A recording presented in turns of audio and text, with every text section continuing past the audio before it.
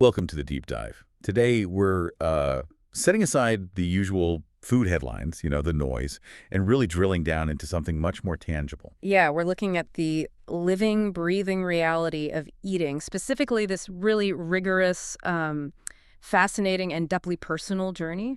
It's about a family led by the author Barbara Kingsolver, who made this incredible commitment for 1 year to eat only food they could grow themselves or get from their immediate neighbors. Right, and this deep dive into their experiment, it really gives you a crucial lens. It's not just, a gardening story. It's more like a living laboratory. A laboratory that shows what? Well, it exposes the huge logistical hurdles, the cultural challenges of eating with the seasons, the deep political side of choosing your food today, and crucially, the stark difference between that kind of local life and the anonymous giant industrial food system that puts, 99% of the food on our plates? It's a massive contrast. Yeah. And what really grabs you right away in their story is the sensory shift, the difference between the world they left and the one they entered. And the hook is simple, really. What does it actually sound like when modern commerce, when industrial agriculture just goes silent? Kingsolver writes that on their farm, the silence is, quote, full. That phrase, "the silence is full," I think that's incredibly insightful because it suggests you need a sensory re-education to even notice it. How so? Well, most of us, particularly in our, highly mechanized, industrialized world, we've basically trained our ears to lock onto human-made noise. Traffic, talking, music, the hum of engines, air conditioners. Right, the background hum we don't even notice until it stops. Exactly. And when those sounds stop, we usually just assume, silence. But it's not empty silence. Not at all. When you strip away that manufactured voice, the natural world just floods in. The source material describes it so vividly, you suddenly hear the insistent, almost frantic song of a Carolina wren. Or the whispery arguments of cedar waxwings fighting over ripe fruit. Yeah, and even the rhythm of their own work, like the sound of a tin pea bowl ringing like a bell as they're shelling the harvest.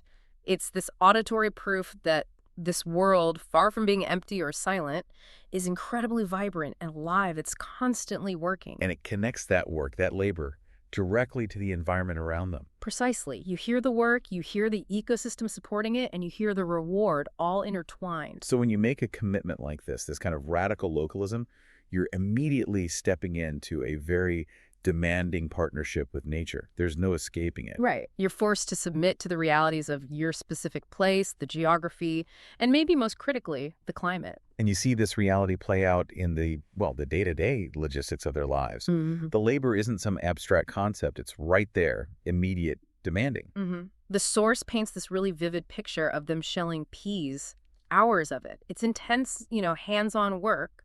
But it's paired with this immediate, tangible reward right there. They mention these ripe Stark's gold cherries, huge ones, the size of silver dollars, apparently hanging right over their heads as they work. Yeah, that juxtaposition, the sweat and the sweetness right there together, that feels like the very essence of eating locally. But that moment of abundance, it's incredibly fragile, isn't it? Yeah. That's the other side of strict localism. Absolutely. They couldn't just pop down to the supermarket and grab, produce grown with heavily subsidized irrigation somewhere else. Their food source was literally dependent on the weather. And the sources really highlight how terrifyingly vulnerable that makes you. Oh, completely. They describe this nearly disastrous stretch of weather they had in central Ohio that June, which should be peak growing season, right? For pastures, for key vegetable crops. What happened? Kingsolver writes that they went nearly a month without any rain. Think about that. If your supermarket's just down the road, you might barely notice a drought, maybe until the prices creep up a bit. But if your food is growing right outside your door, a month without rain is an existential threat. It just perfectly illustrates that when you disconnect from that global industrialized supply chain, you have to reconnect directly to the hard limits of your local climate. And it's unpredictability. and that connection, it quickly moves beyond just personal logistics, doesn't it? It becomes almost philosophical, even political. Definitely. The choice to sit there laboring over a bowl of peas, to face down the uncertainty of a drought, it wasn't just about wanting better tasting food. It was, in a way, an active rejection of the kind of consolidated power that dominates modern food production. You see that rejection really clearly in that anecdote about David's colleagues, right?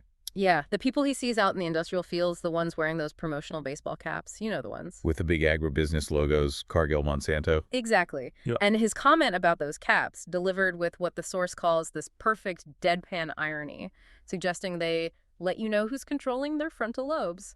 Oof, that's a powerful observation.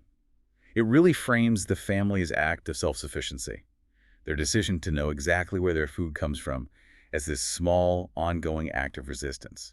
Resistance against massive, often opaque corporate power, it really sets up the core tension we're exploring here. Which is, On one side, you have this personal hands-on connection to the land, the labor, the weather you can't control. And on the other side, you have the industrialized view where a huge multinational corporation treats food and the land it comes from. as just another commodity, like oil or steel. Precisely. Yeah. A commodity designed purely to maximize profit, completely divorced from the health of the soil, often the welfare of the workers, or even just the basic nutritional needs of the person eating it.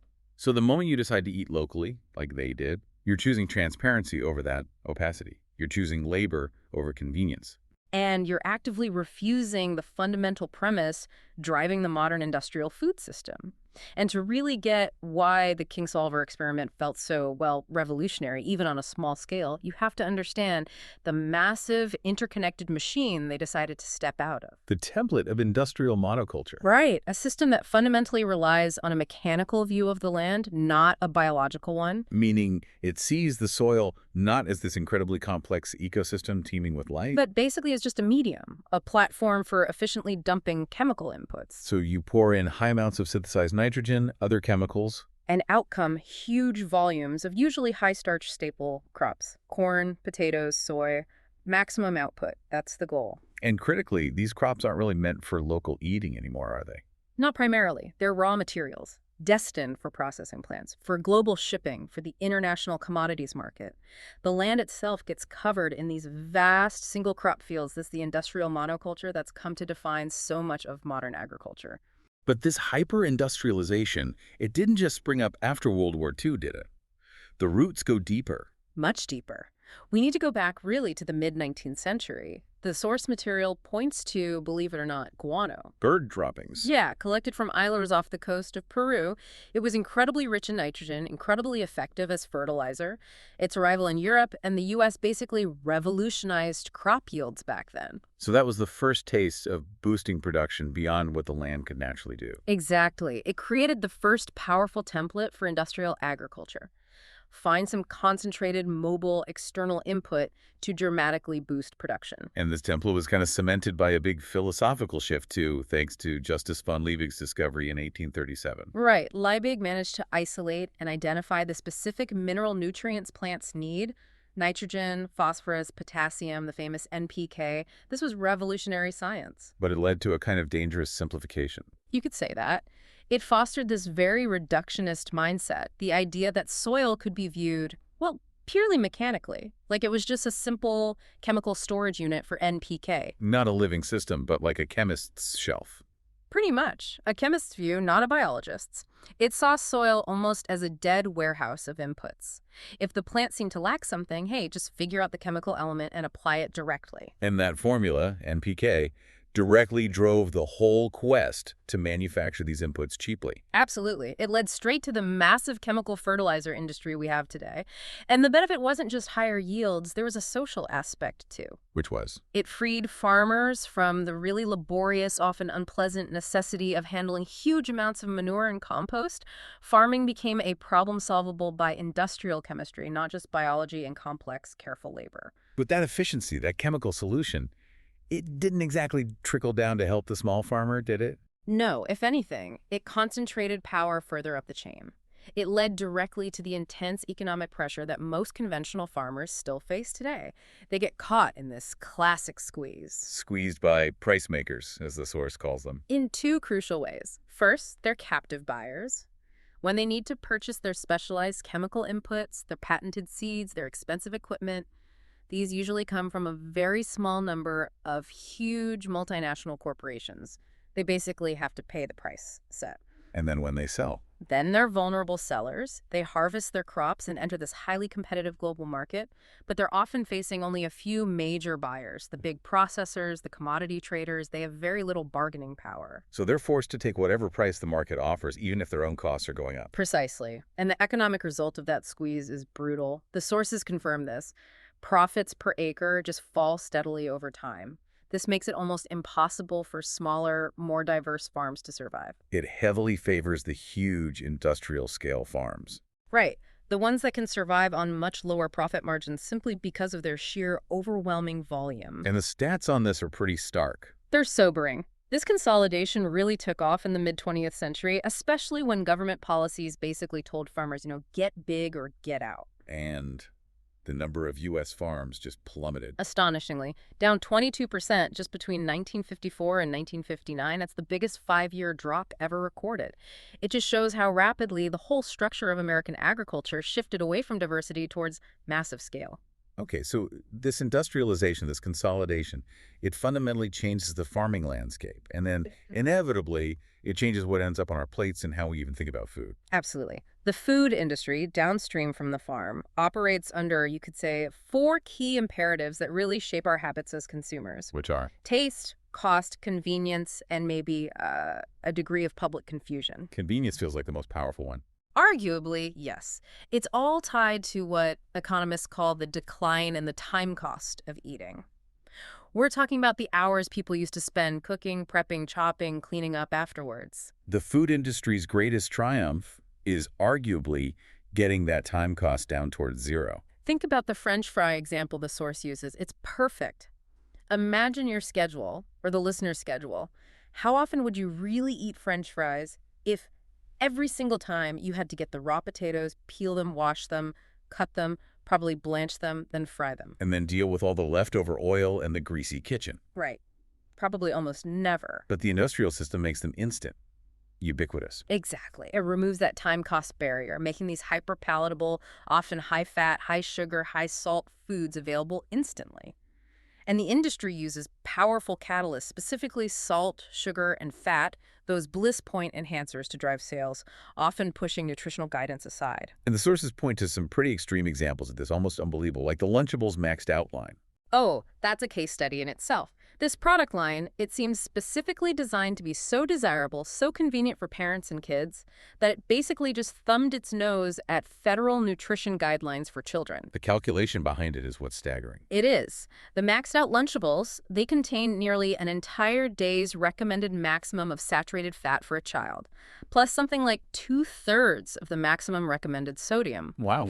They were engineered purely for maximum palatability and convenience, hitting those 3 big catalysts: salt, sugar, fat, even if it meant blowing past dietary recommendations for kids.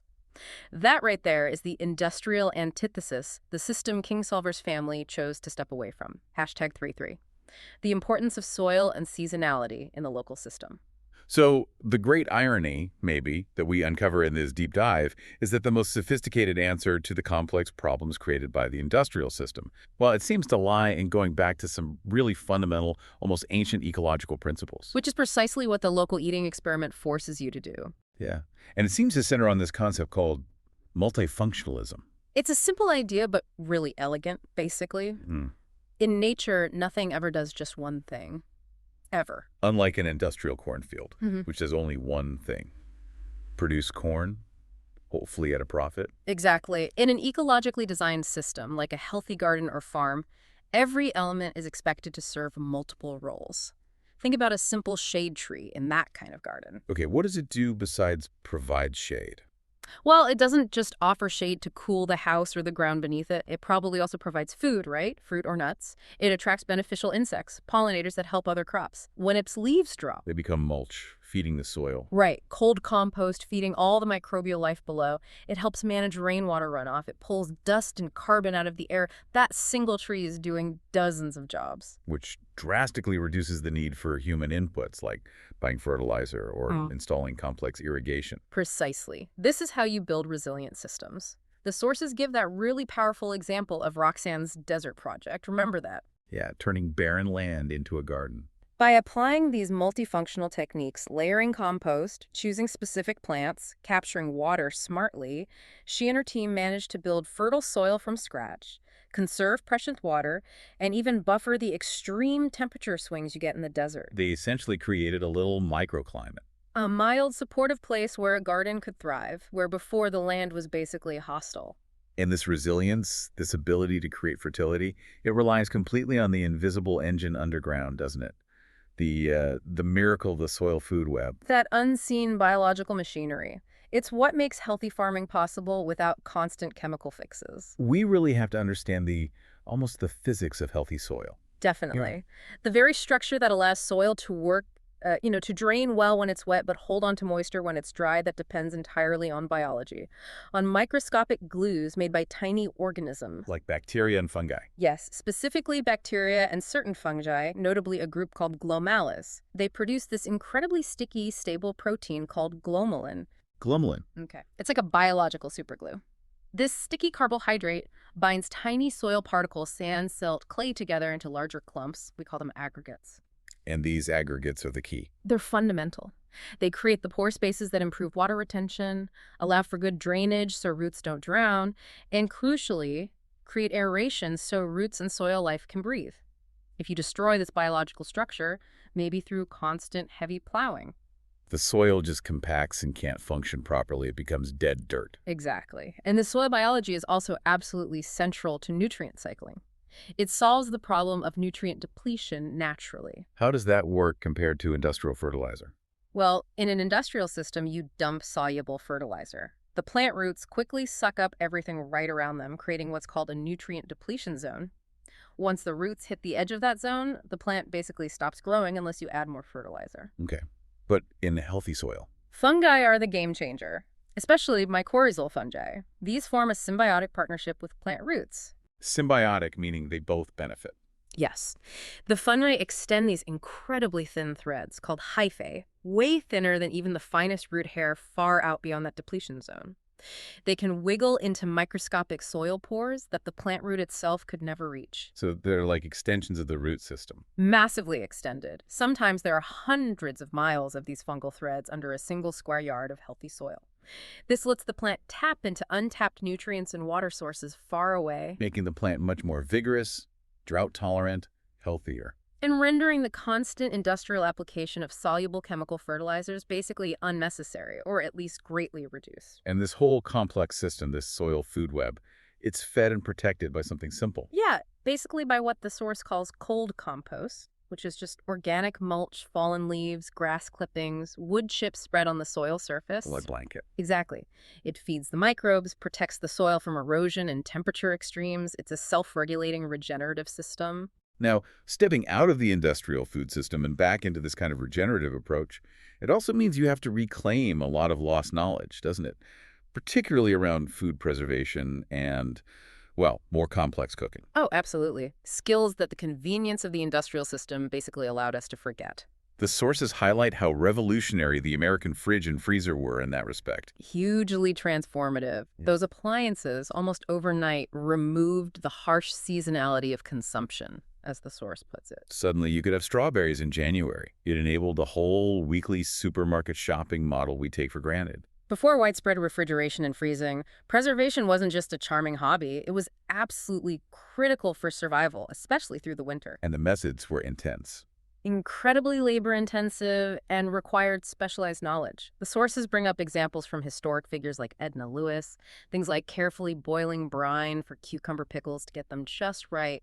Or meticulously using paraffin wax to seal jars of wild blackberry jelly to prevent spoilage. Or even just the daily rhythm, gathering tender salad greens or berries right at dawn while the dew was still on them, so you could prepare parts of the meal before the crippling heat of a summer afternoon set in.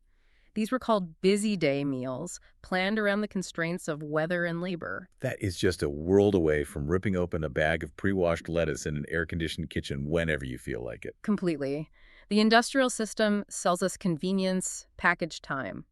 But the local system, the seasonal system, demands a direct, demanding, and you could argue ultimately much more meaningful connection to the real labor and the seasonal necessity of planning ahead.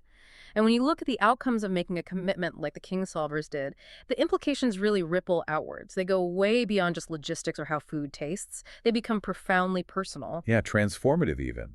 The core argument you see in the source material is that changing our diet, especially by reconnecting it to where it comes from and what its consequences are, well, it may begin to change us. It's empowering. It gives you this feeling, maybe for the first time in modern life, that you're making real, tangible choices based on actual knowledge of their full impact, Yeah. ecologically, politically, personally. And that ties directly into how we think about health, doesn't it?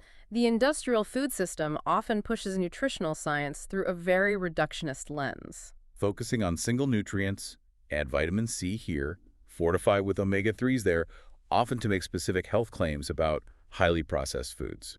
Right. But the most effective approach to health, the one supported by decades of, aggregate data, is much more holistic. It considers the total diet, the cumulative effects of eating whole food groups, largely unprocessed. Exactly. That comprehensive view, not obsessing over a single micronutrient in a fortified cereal, is what makes the biggest contribution to maintaining health and preventing chronic disease over the long term.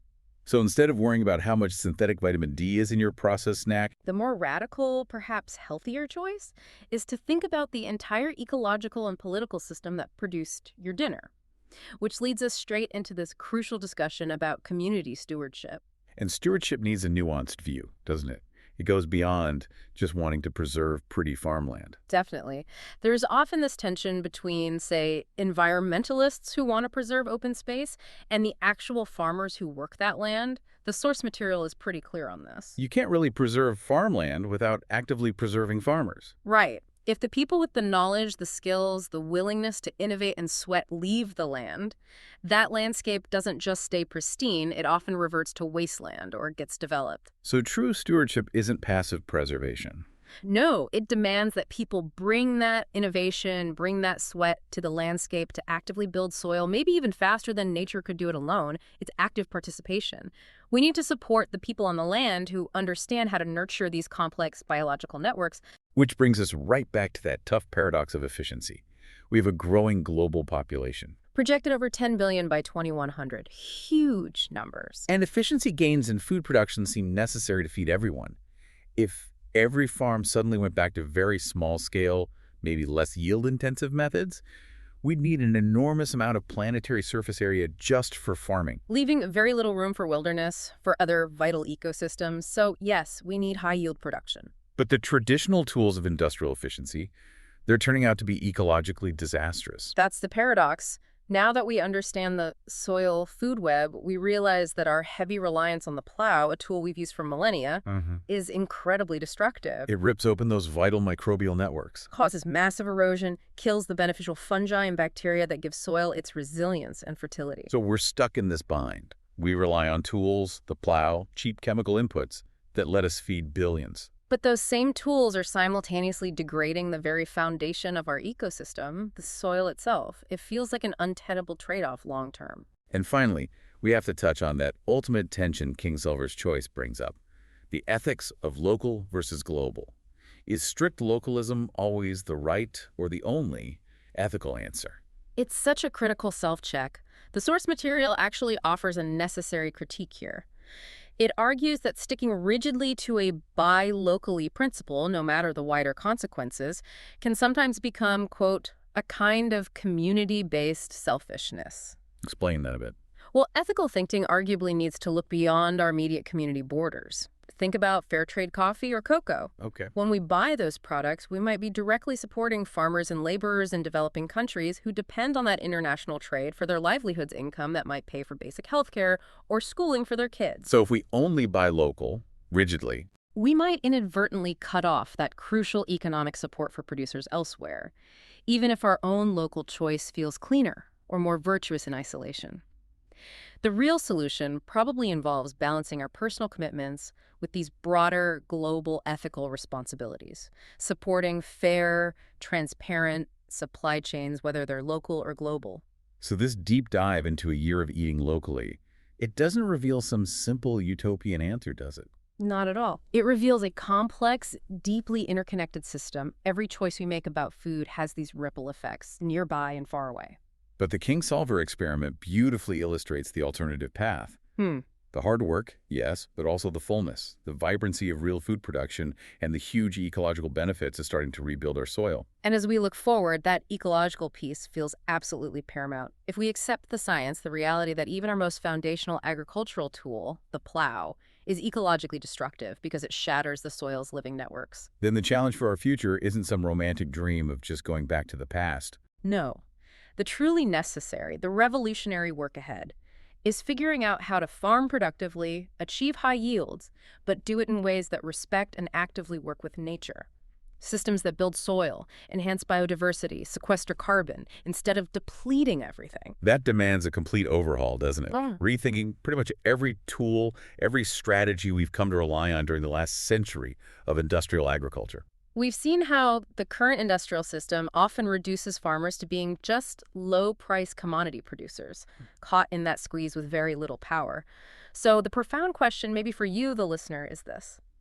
If the future of food truly depends on farmers becoming sophisticated ecological managers, how do we restructure our economy and our policies to actually empower those managers? How do we make sure their stewardship is valued, profitable, and sustainable instead of keeping them trapped in a system fundamentally designed for ecological degradation? Something profound to think about. Thank you for joining us on the Deep Dive.